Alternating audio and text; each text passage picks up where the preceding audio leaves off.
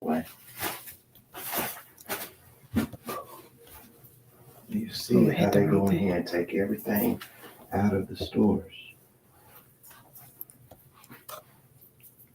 Good morning. It's like clicking the wrong buttons this morning. How's everyone? I gave everybody about 60. Jenny, you made it on again. Is this really Jenny or is it her mom, Miss Amelia?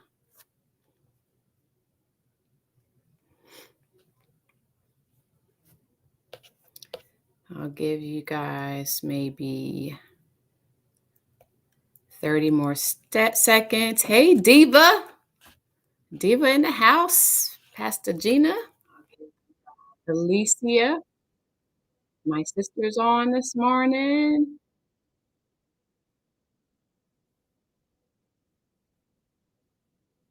While you guys are jumping in, you see my little sign in the back. Yeah. I'm gonna put some extra things in the back because I didn't like the way this background was looking kind of blah. My sister D is in the house. I actually have a live audience. She said, put me on the program. Come on and say hello. My earring is missing. Come say hello to the people. She's ready. She's ready, y'all. She's ready. Good morning, everybody. TGIF. TGIF. She rehearsed that line. Didn't she do good? Let her know she did good. It's my older sister. I guess I lost my earring in transit, but this is going to be the style this morning for now. So I'm excited about today's live teaching. Last week we talked about vision. We started with vision. Listening while okay, that's good. That's perfect. We talked about vision. We started with that. So we have about 2 more weeks. I usually, like for January to be casting vision, getting settled, getting ready for the new year. It's like a reset. Every new year that God blesses us with, we get a reset. We get to do some things. We get to continue some things that we've done. We can improve some things that have worked. And we can decide, I got to let some things go. Okay, I got to let some things go. This did not work. Or if you have been off track, it's a time for you to get back on track. So last week we talked about, just as a recap, how you have to spend time with the Lord, because I kind of mentioned lightly, I was listening to the teaching from last week. And sometimes when you're teaching, you just kind of get caught up and you forget to connect some things. But I was just saying how the world does, their vision casting and give you some tips on how to journal and things of that nature. But it's more of a new agey type. They don't put God in it. And so they have these steps. They have good things. They have life skill coaching, all these different things that they have going on. But it does not bring in the God factor. It does not bring in our Father, our Creator. And so as believers, we have to spend time with the Lord. And so a lot of believers spend January with fasting and prayer, putting their plate down, consecrating themselves so that they can get fresh vision.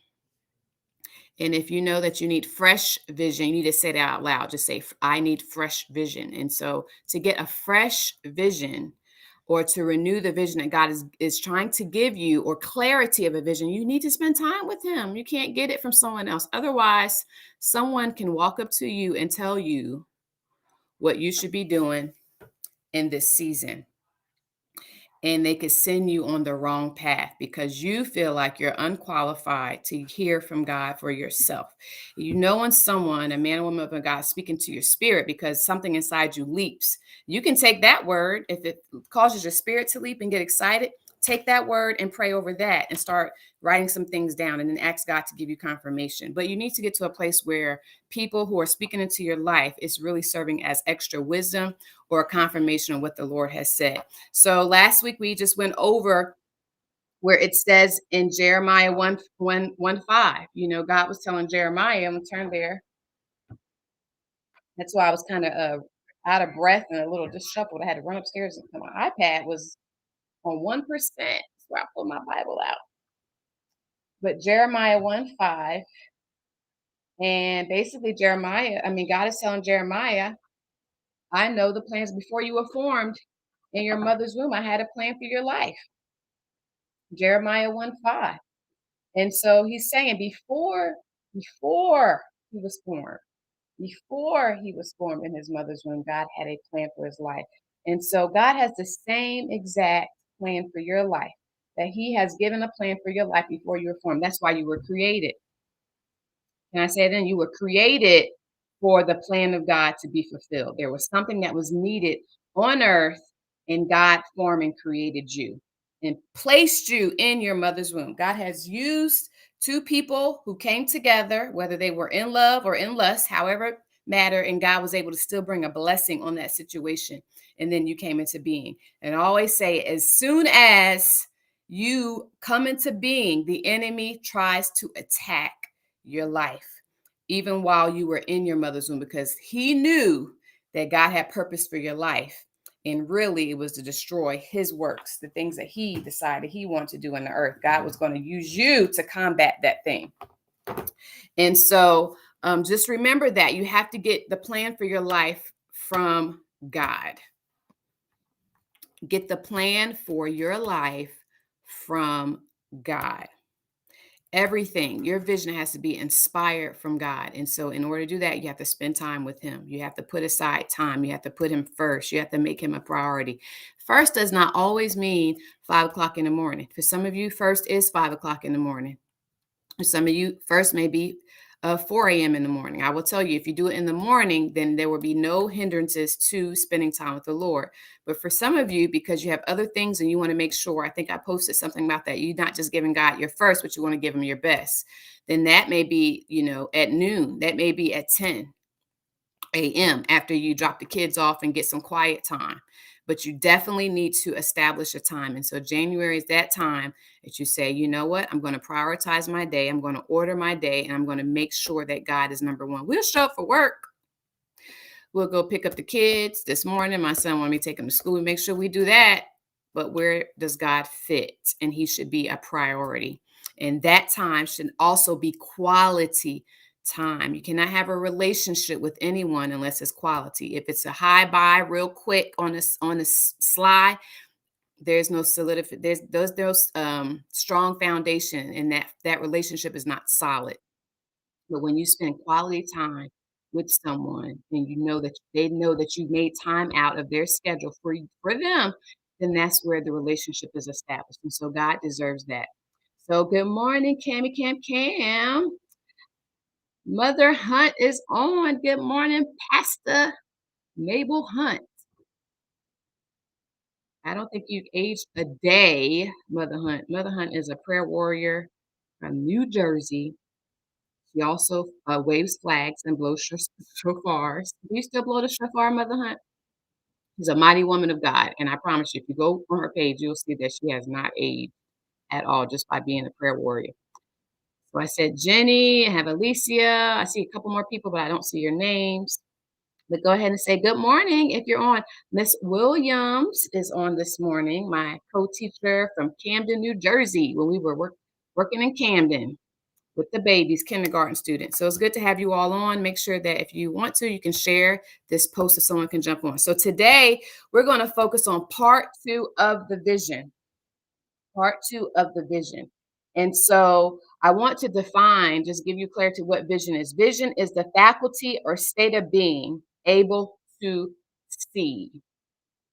The faculty of or state of being able to see. Can you see where you're going?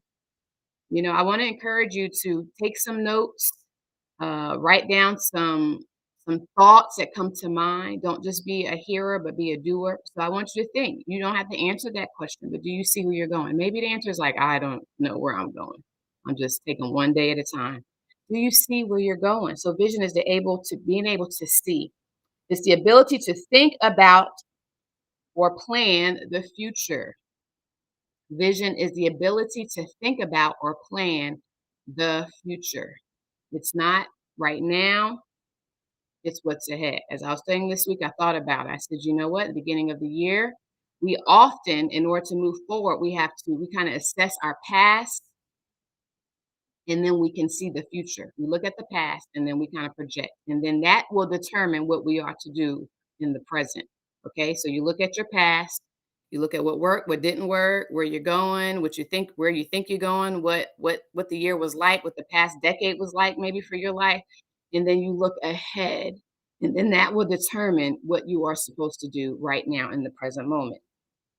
And so the third part of this definition for vision is the act or power of seeing. Now, I explained my glasses that I have, my new glasses. It only gives me ability to see about 3 to 4 feet in front of me because I just got them purposely for, doing work on the computer or on my phone or reading something that's right in front of me. But if I try to look out and I look at where my sister is right now, I can see her, I can see a form, but it's blurry because these glasses were not made for that. And some of our natural eyesight is like that. Some of our natural eyesight is like that. And some of our spiritual eyesight is like that. We can only see right in front of us. So we can't see what's ahead. And so that is the key reason why we need to spend time with the Lord and maybe, use January as a way to refocus. Pay attention to your feelings, pay attention to your emotions, pay attention to things that make you anxious. I've been able to do that for the last 2 weeks because that's given me points of prayer for my life. What has made me anxious? What has made me sad? What has made me excited? What has maybe a certain type of heaviness came upon me when I go into certain environments? When I think about certain things and what just causes my spirit to leap. When you are taking note of those things, then you can truly, truly set your course and begin to see clearly in the days ahead. But you need to ask God, clear my vision because I can't see what's ahead. I'm so focused on the here and now, and I cannot see right now where I'm going. And so you have to be able to assess where you are in order to figure out where you're going. Okay, so you want clear vision. So I want to go back to Genesis chapter 13. See if I can get into my Bible. Genesis chapter 13, we started with last week with verse 14. Come on.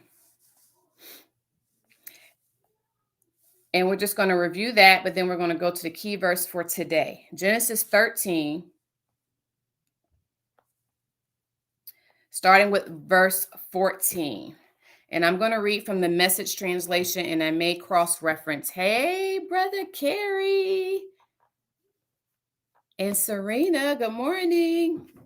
After Lot separated from him, God said to Abram, now, I don't really want to get to this right now, but you know what? When I read this, I'm like, there was a separation. There was a separation from a family member.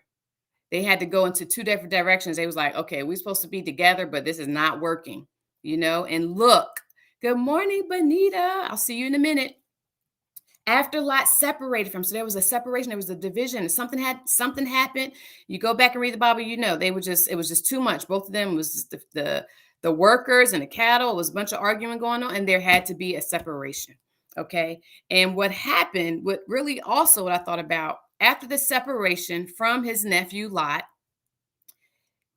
Abram gave, even though Abram was the leader and Lot chose to come with Abram on this journey when God told him to step out on faith. Well, he gave him the choice to choose. There was two places he could look. Of course, Lot being first, like any, I guess, fleshly person is going to choose, I want the green pasture over there. I'm going to take that land. And so what looked to Abram as getting the bottom of the barrel, the slim pickings, the worst of the two choices, this is what God says to Abram. He said, open your eyes, because he probably just saw, okay, there's just like a desert and a dry area. He took the best land. And God is saying, no, open your eyes. And so this is a word for some of you right now, because you may be looking at where you are and say it's not enough. And God is just saying, open your eyes. Look again, because trust me, I'm going to do something bigger than what you see. Open your eyes. We talked about that last week. Open your eyes. Look around. Okay. You have to be able to see in order to get a vision and know where you're going. You have to be able to see. So you have to open your eyes. Look north, south, east, and west. And so I want to encourage you, if you missed last week, go back to last week's teaching, because this is what God is saying. Everything you see, the whole land spread out before you, I will give to you and your children forever. So as a recap, last week is like, whatever you see, you can have it. That's what God is saying. Whatever you see, you can have it. So if you're still looking with blurred vision and you look out and you just see blur, there you can't possess anything. So you have to be able to see where you are, beyond the circumstances, beyond the dryness of where you are, beyond the lack of where you think that you like you're still in charge of getting yourself to where God is saying. Look beyond that. And God is saying, look out, because whatever you see, I'm going to give it to you and your children. And so he said, I'll make your descendants like dust. Counting the descendants will be as impossible as counting the dust of the earth. So God is about to replenish and bless him with multiplication beyond what he could even count. And so here's our part today. He says, so in the Message version, so on your feet, get moving. That's part 2. On your feet, get moving. If you still can't see, go back and watch the last week's. Part 2, if you can see it, now it's time for you to get on your feet, stand up. When it says get on your feet, that means you're sitting down. Stand up and get moving. Go ahead and type that in the chat. Say, get moving. On my feet and get moving. Walk through the country, its length and breadth. I'm giving it all to you. So it's not just about seeing. Now you have to get moving. Our pastor at my church says, he says, you got to get to getting. You have to get to getting. Okay. On your feet, get moving. You have to put yourself where you see yourself. Can I say that? You have to put yourself where you see yourself. God has given you something. He's giving you the vision. Now you got to put yourself there. And guess what? I just want to say, you have to do that. You can only do that one step at a time. Someone typed in chat, one step at a time. You know, a lot of times our vision, we get delayed, we get distracted because we see how someone else is moving and how fast they're going, and we see what they have and the resources they seem to have. And then you're focused on them all the while your vision is being cast to the side. I was praying about something last week, and I turned on, I was actually up as soon as I got off of this broadcast. I went, and because I kind of I go back over it because I'm getting it for myself as well. Okay, this is not just for you, but it's for me as well. And so I'm praying about certain things. Probably the last couple of weeks as this month starts, like, what am I supposed to do? What am I not supposed to do? And I turn on this teaching. Of course, I'm supposed to be doing something else, but then I go from one teaching to the next teaching, and I just hit play because I just see the word that says live on YouTube. The first thing that I heard was, you have to stop. And I kind of said this, we can sow into someone else's vision, but you don't lose sight of your own vision. It says, the guy said, this minister said, do not build someone else's vision. Build your own. When I heard that, first words I heard as I'm praying, what to do, what to let go of, what to move forward with. Do not spend time building someone else's vision. Build your own. A lot of times we look at it and we're like, this is not happening for me. And you seeing what someone else is doing. And it's easier. This is a word I got years ago before we moved on our way to Georgia. One of the words I got was, don't, be careful of spending time in someone else's vision while neglecting your own. And so what I will tell you, as I was praying last week and God hit that, he said it, it hit me right in the chest. I'm like, oh Lord. Okay. So my prayer was, as soon as I heard the word, a lot of times God is speaking to you. It don't feel good, because if you're a person like me, you're pleasing everybody all the while neglecting yourself. And then you're not happy. You're not happy. You love helping people. You may be a helper. You may be someone that love encouraging people. You love supporting people. You love speaking life and vision to other people. But when it comes to yourself, now when you're by yourself, you look around and you start getting depressed. You start getting heavy. You start getting sad because it looks like everyone's moving but you. But it's because you have no balance. You're putting your seed over here when God has given you your own, because guess what? Just like God said to Jeremiah, before you were formed, I had a purpose for your life. I had a plan for you. Jeremiah 29:11. It's a good thing. It's to bring you a hope to an unexpected end. God has something for you. I want you to put that in the chat. That God has something especially for me. God has something, you can even say special for me to do. Just me. Only you can do it. And so, yes, like I said last week, you can sow where you want to go, but you should be sowing and moving forward into the place you're trying to go. It's like dropping seeds. I believe what this person is doing, but don't stop moving and plant yourself in someone else's vineyard when God is giving you your own land and own place to plant seed. And so oppression comes because you look and you see no fruit. You see fruit in someone else's land, but you don't see no fruit or nothing coming forth in the very thing that God has desired you to do. And so I wanted to encourage you in that, because that was one thing. Don't build someone else's vision, build your own. Now, what he did say, and I was just like, oh, my response when I first heard him say that was like, oh, that hurt. But I know that's true. It was like, wow. And so I'm like, what do I do? Because I'm all about helping everybody else. My vision used to be, my vision is to help you get yours. And so he said, you don't connect in certain things. He doesn't take certain ministry things unless it's part of the vision that God gave him for his life. So I will, and it's all about reconfigure. So maybe some things you're doing are good. Maybe some things that you're doing for people are good, but it's only a God thing when it's a part of the vision that God gave you for your life. And you will not know how to decipher if you just keep seeing something good that someone else is doing and attach yourself to that, all while neglecting the very thing God's called you to do. I don't know if I can say that again. You may have to hit rewind and play this again. But you will only know until you know what God said for you to do. Otherwise, you're going to attach yourself to someone else's good work and hoping that you will reap a harvest from their field. And God has never done that. But you will know who are you supposed to support, who are you supposed to connect with when it's a part of the vision that God's called you to do. I am a teacher. Okay. I'm a teacher / preacher. I'm an intercessor. Okay. I teach prophetically. Okay. I don't call myself a prophet and start, speaking through the airwaves, but I teach prophetically. I teach based on what God is saying. I don't just open the word up and start studying and just do whatever. I'm like, God, what's on your heart? And I teach from that place. If I am serving in a capacity and I can't use that gift, then I need to remove myself from that gift. That's when I know I cannot do that thing anymore. That's when I know I'm wasting time. When someone wants me to just do A, B, and C for them, I know I've worked in multiple capacities of being an administrator and things, and it's good in the beginning and it's exciting, but then there comes a place where it's just like, oh, there's another part of me that's being neglected. There's another place of me that feels dry and barren. I feel like it's dying, and it's because I'm not stirring up the gift that God has put inside of me to release the word, the noun word, the current word, the relevant word for this season, okay, into people's lives. Okay. And so it's hard for me to detach when I've overcompensated in one area where I may have only was supposed to drop a seed, but keep moving and cultivate the gift that God has given inside of me. Where you are is it cultivating a gift.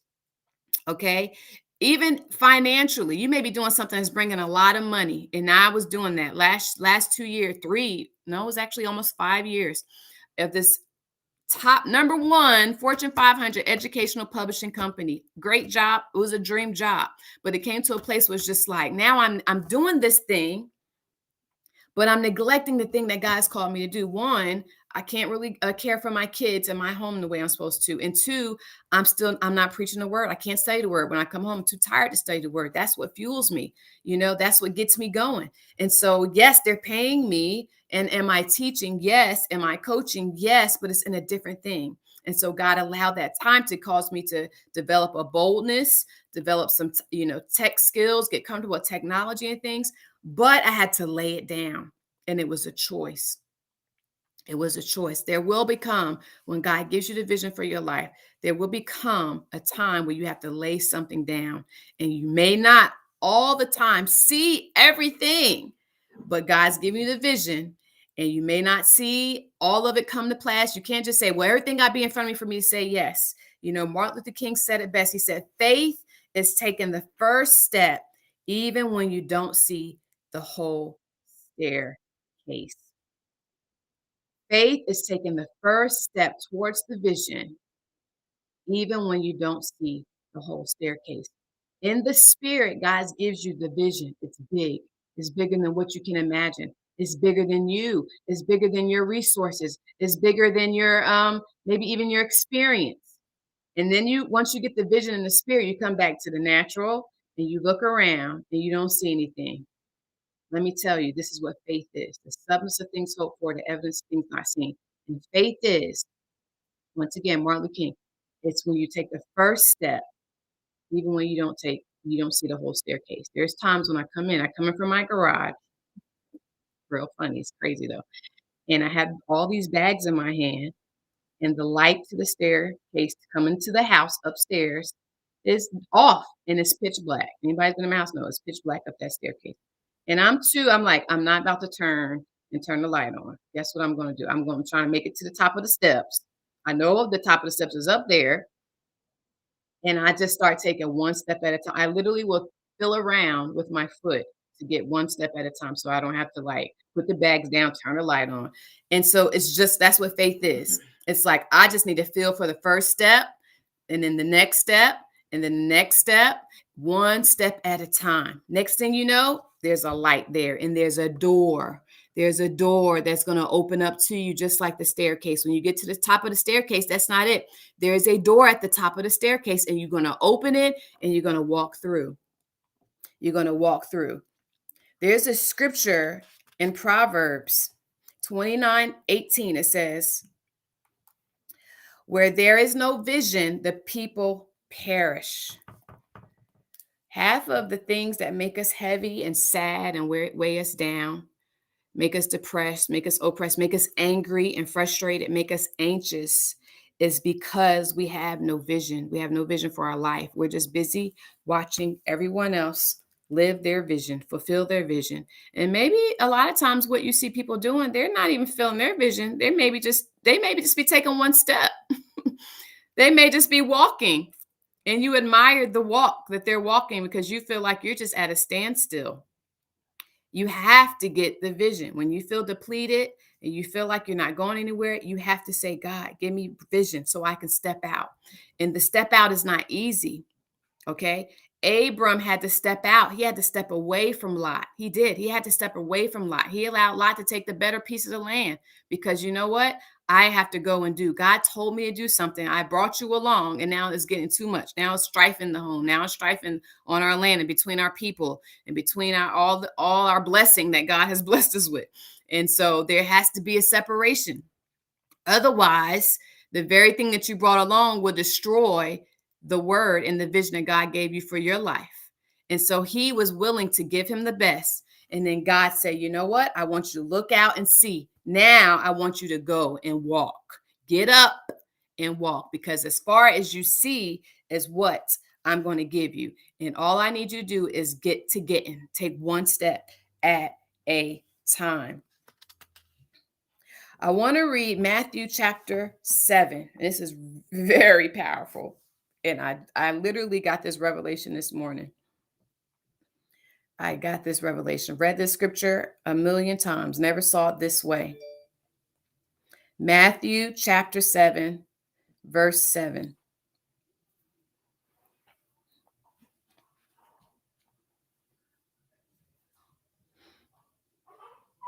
And I'm going to read it in the Amplified version. And it says here, Matthew chapter 7, verse 7. Now, most of you heard this scripture read before. Ask, seek, and find. I want you to just listen a little differently. Look at this scripture a little differently. It says, keep on asking, and it will be given to you. Keep on seeking, and you will find. Keep on knocking reverently, and the door will be open to you. This is God, literally, Jesus. This is Jesus speaking, and He's given the order of our lives. He's given us the order of obtaining the vision and what to do to get it, not just to see, but to also obtain it and to walk into that place of promise, that place of fulfillment. You know what? God could call you to be an artist, just say a singing artist, and you see all these singers going forth and doing these things. And then somebody told you, you can't sing. You can't sing. I don't know why you can be an artist. You don't even have a manager. You don't have all these things. But if God said it, you could be making some. You could be making $1 million. You could have a six-figure job.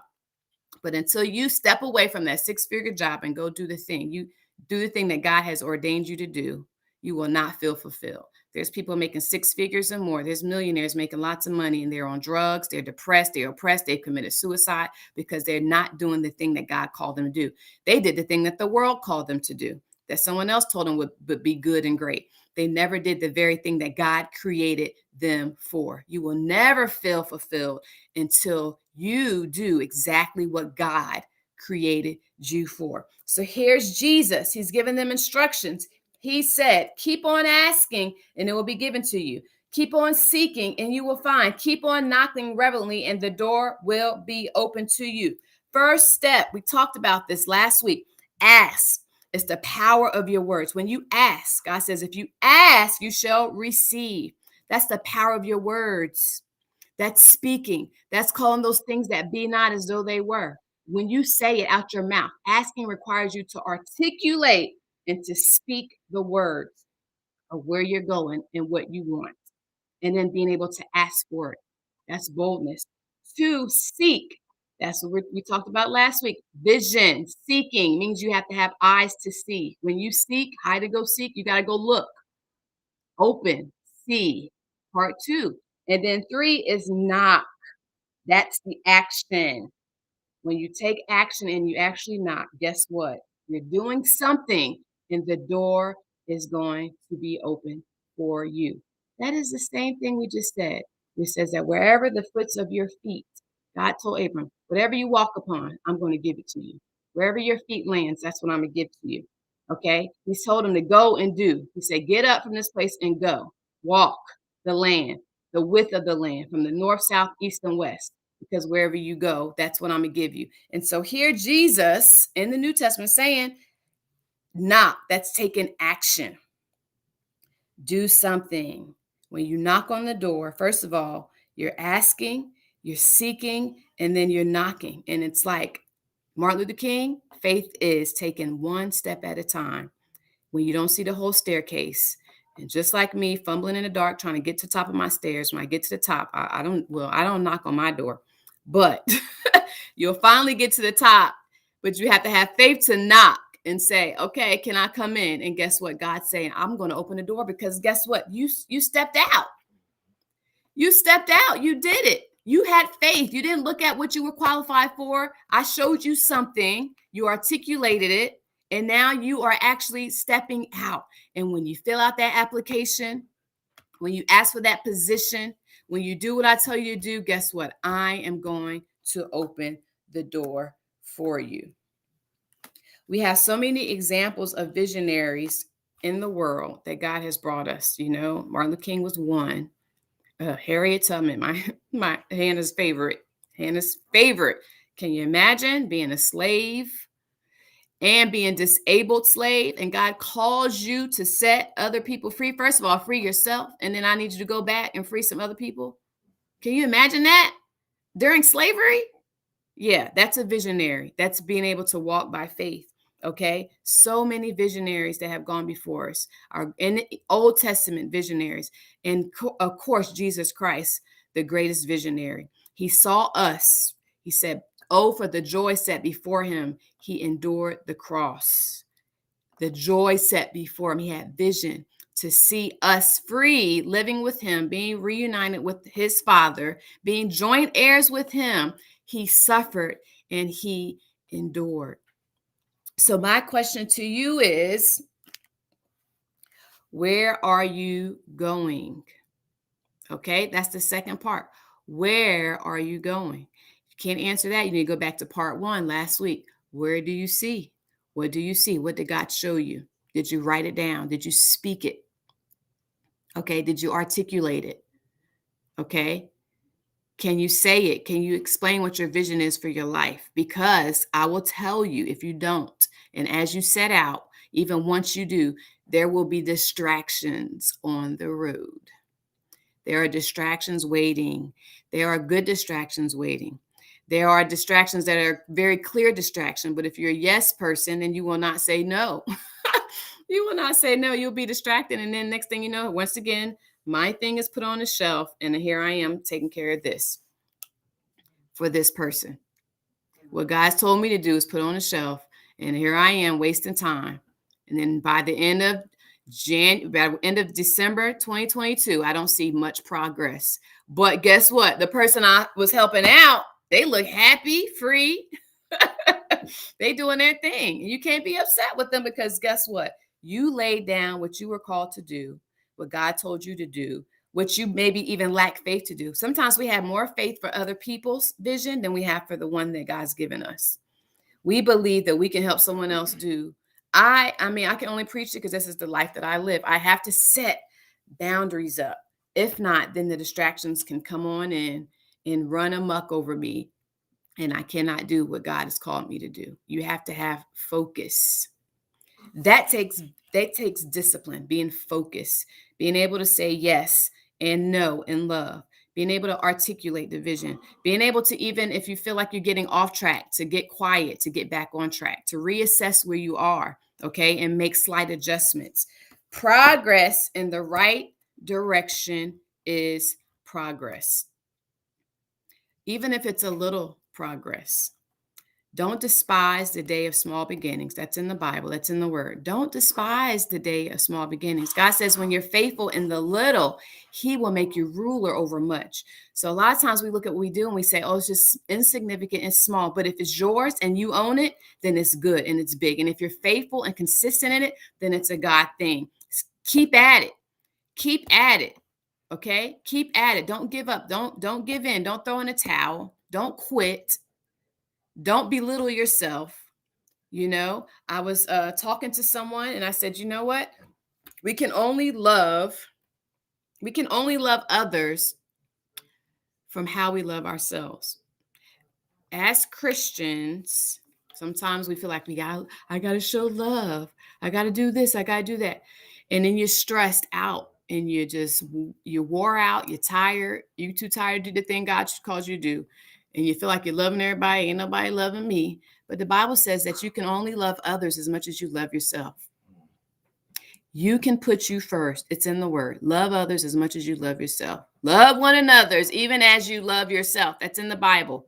He didn't say love others, period. He said love others even as you love yourself. Take care of yourself. Prioritize yourself. And when you do that, then you can love others the right way. And then you can put boundaries up. I do want to end with this. Boundaries. Talked about distractions. Can I talk about boundaries real quick? Because that's a whole nother topic, boundaries. Now, there's a difference between boundaries and walls. And I was praying about that. Okay. And so what's the difference, you say? With walls, there's no movement. No one can come in and no one can come out. Okay. Because people say, well, I got to put my boundaries up. There's a difference, was talking about that, just meditating on that, praying about it. What does that mean? Boundaries are put up because you know what God has called you to do.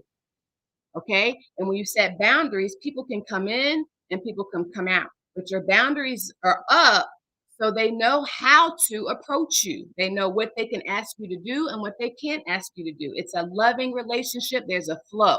There's a flow and there's a reflect. There's a respect that comes with that flow. I have set boundaries. I can't do this. My boundaries are I don't do this. I don't do that. We don't watch this. We don't watch that. But you can come, you can go, you can flow. My house is open. My doors are open. I can drive you here. We can drive you there. But this music is going to be playing in my car. That's boundaries. And boundaries are respected. People respect boundaries. People love you more when you have boundaries. If you just like whatever, come and go, okay, then people don't respect you and people can run all over you. All right. However, walls come from a place of woundedness, of brokenness, and you can't articulate what you do and don't do. So you put a wall up. The thing about a wall is no one can come in, and guess what? You can't even go out. So you shut yourself in. You become a prisoner. You imprison yourself. No one can visit you. No one can visit you. And then you can't even let yourself out. Okay, so you have to pray as you are. This is just something you have to pray as you're going through the year. God, show me healthy boundaries. Don't let me put walls up where people can't approach me and people are scared to talk to me and have a conversation with me. People don't want to be around me. Get healed. When you get healed, okay, when you have healthy relationships, then even people, because you have boundaries, they can tell you, girl, that's a wall. Take that wall down. Okay? God wants us to guard our hearts. Those are boundaries. He doesn't want us to harden our hearts. That's a stronghold. And no one can come in. Then you can't receive love even when love is coming your way because you put a wall up. So I want you to be very careful of that when you are setting out and you're taking those steps, because a lot of times we take the steps and you're like, well, yeah, I ain't doing this. I ain't got time for that. I'm cutting that person off. You can't. You got to be open. You got to have that open door policy, but that open door has boundaries. Maybe my door locks at 8 p.m. Even when you go to the mall closes at 9 or 10 o'clock. So the mall has boundaries. The mall has rules. You could come and go, have a good time, go through all the stores, but there's rules. You go to certain restaurants, there are rules. Me and my husband passed one restaurant and said, you have to wear a shirt and tie in this restaurant. That's boundaries. There's a level of respect when you go into that restaurant. Otherwise, it's not that you can't come in. You just can't come in without a shirt and a tie. And so whoever has hurt or insecurities, I'm like, well, I ain't going there. They don't let nobody in unless they wear a shirt and tie. They ain't get my money. Well, I guess what? You look in the window, it's going to be a whole lot of people of a certain caliber that come in with shirt and tie. So your little attitude ain't hurting their business, okay? And so that is just a good example. So you have to pray, God, help me to set boundaries and help me to knock down walls. Psalms 23, the last scripture. I'm not even going to read it, but it's basically, Psalms 23. The Lord is my shepherd, I shall not want. He leads me besides He lays me beside green pastures. I'm probably saying it wrong. He leads me beside still waters. He restores my soul. Yea, though I walk through the valley, because as you walk out, sometimes it will look like a shadow of death. I will fear no evil, for you are with me. Your rod and your staff, it comforts me. You prepare a table before me in the presence of my enemies. You anoint my head with oil. My cup runneth over. Surely goodness and mercy shall follow me all the days of my life, and I will dwell in the house of the Lord forever. It says God is the one who's doing the leading. He is doing the leading. And just as we read in Genesis, let's just go back. Chapter 13.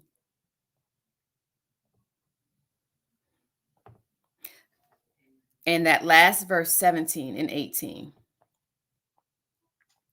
Arise, walk through the land. That is the amplified version. I like the Message version. Let me switch over real quick. We can still say arise, walk through the land. Oh, the baby. There's babies everywhere. I love them. I'm so addicted to babies, y'all. Love babies. He says, so on your feet, get moving. Okay? Get to getting. Walk through the country. Its length and its breadth, I'm giving it all to you. Connect that with Psalms 23. Connect that with Matthew, okay? In the book of Matthew, when he's telling them to knock, action, do, knock on the door. You got to walk in order to knock on doors. You got to go somewhere.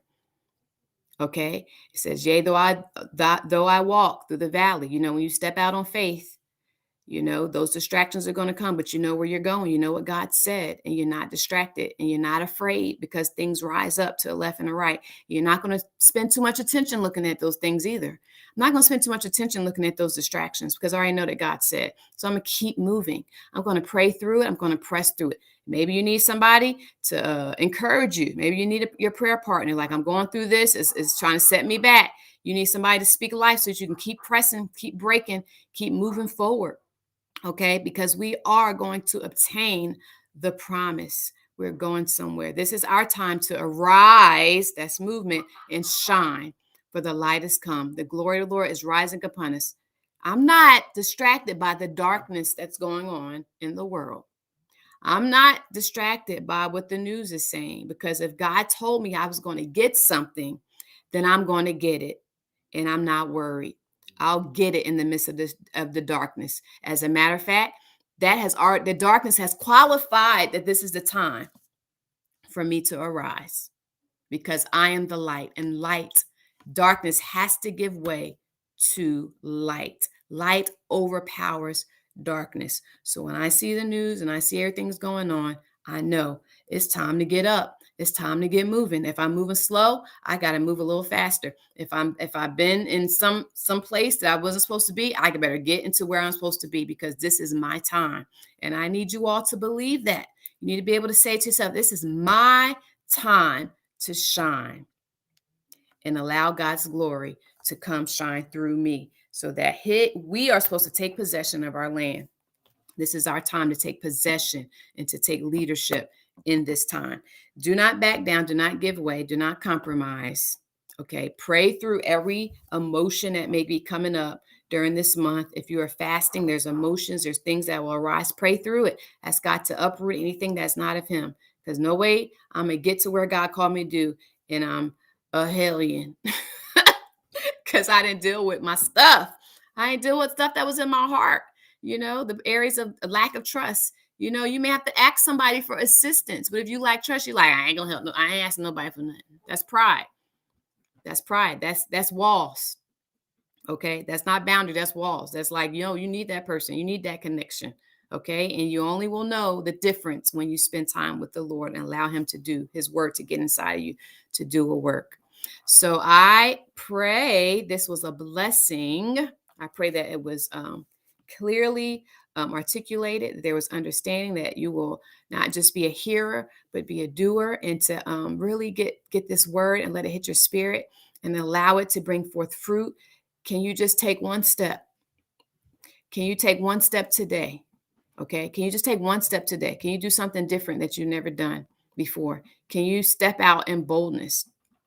Like you've never. This is different for me, but I just stepped out. I wrote the vision down. I actually articulated, and the door opened up for me. And now it's just growing. It's expanding. And you know what? I know it's a God thing. So I know I can't. Look, my son asked me to take him to school this morning.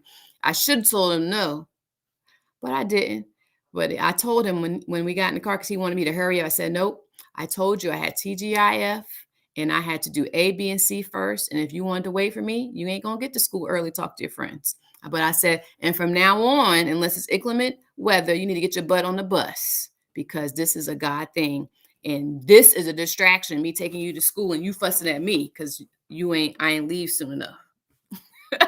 So you got to know, that this is, what's a priority, and be able to articulate it in love. In love.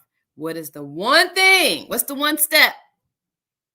I don't see nobody texting in the chat. Maybe you're thinking about it. What's the one step that you need to take today?